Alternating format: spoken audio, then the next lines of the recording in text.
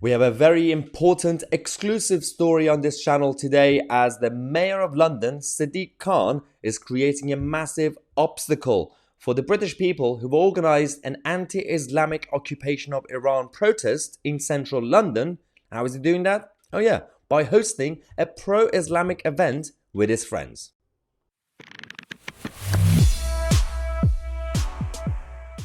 London is changing. In case you didn't know, Sadiq Khan has different priorities.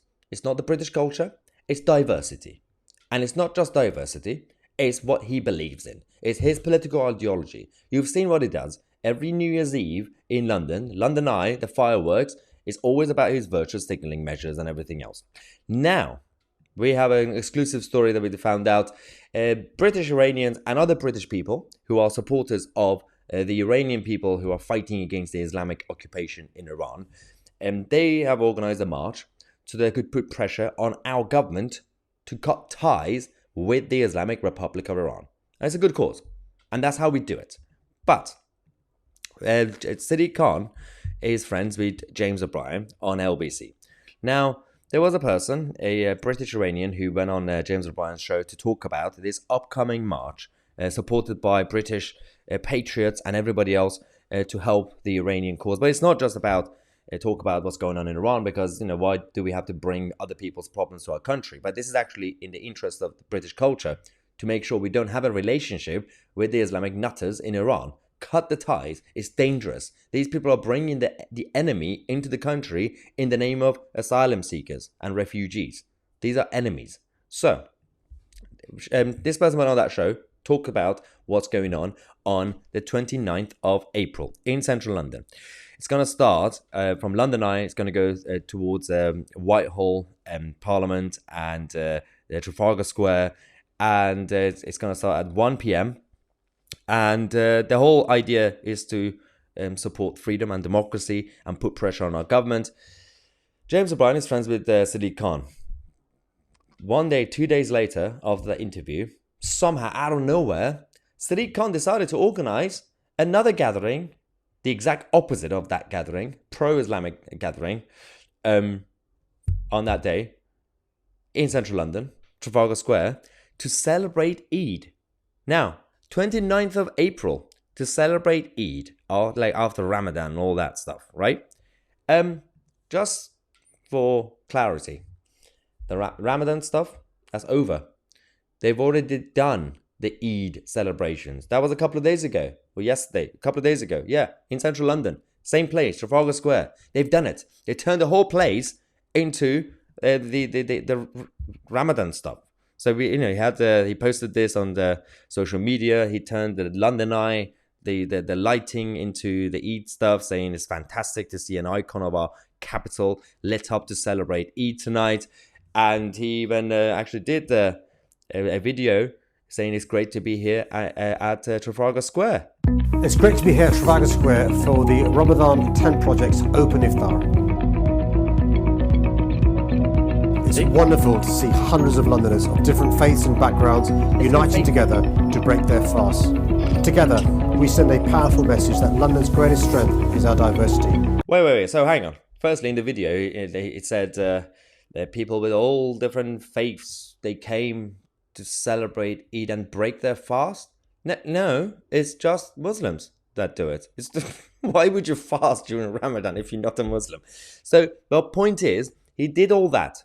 They celebrated it. It's over. But then he decided, well, actually, at the end of this month, 29th of April, let's just do it again on taxpayers' money. So why not? It's disgusting. So not only that's a problem that he decided to essentially do it, and I'm accusing him basically here that he's doing it for that reason. That aside, he has not spoken out in defense of British Iranians who get taken hostages. He's not spoken in defense of people in this city and in this country whose lives are at risk because of the Islamic nutters and the extremists who are causing trouble. There is right now a British Iranian, is also a journalist, who's doing a hunger strike. He's now, I believe, on his 57th day on hunger strike in front of the Foreign Office, trying to tell the Foreign Office and government to cut ties with the Iranian government, because it's not a legitimate government.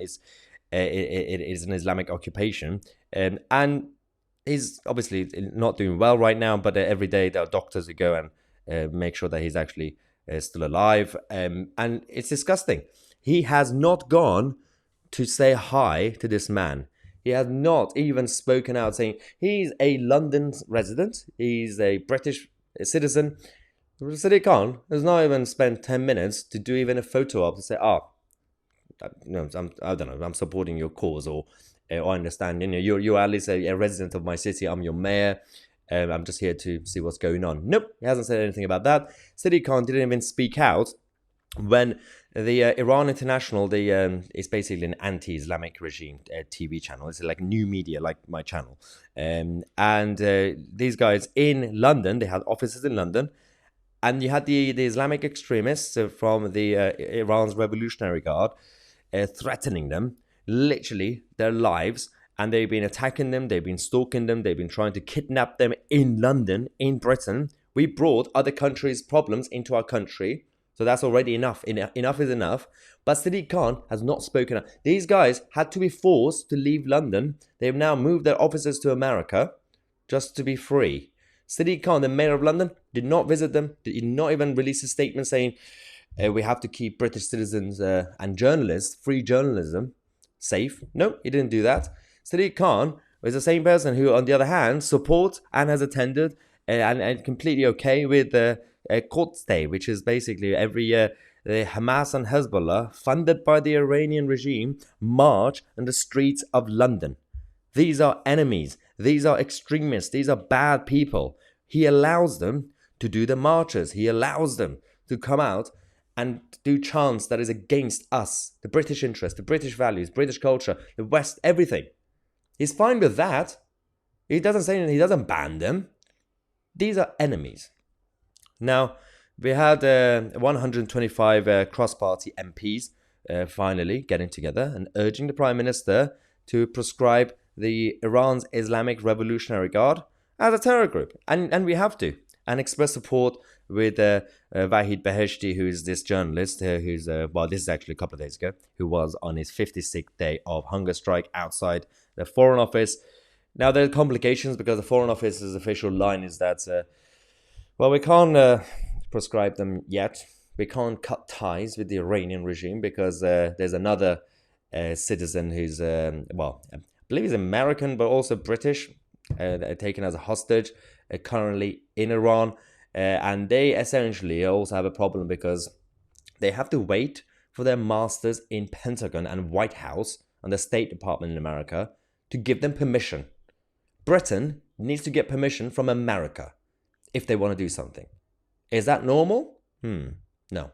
We need to cut ties. We need to deport everybody who's an enemy and they came here to pretend to be refugees. We have to completely remove the problems of other countries from this country and protect our people and our interests and promote freedom and democracy across the world. You need to have freedom for everybody, but do not do it with like a Henry Kissinger stuff. We don't want to do intervention. That's a bad idea. Iraq did not go well, did it? Anyway, it's important to talk about this. It's important to expose Sadiq Khan as our mayor, because the man is a hypocrite. The man who claims to be in favor of diversity and serve all Londoners, he's not doing it. He's very biased. He's got his own agenda and his own ideology that he wants to protect. Anyway, make sure to share this video everywhere because this sort of story has not really been mentioned anywhere in the mainstream media. It's an exclusive story for now. We have to put pressure on our establishment to be more normal again. I'm Mahyar, Tousi, and we are the media.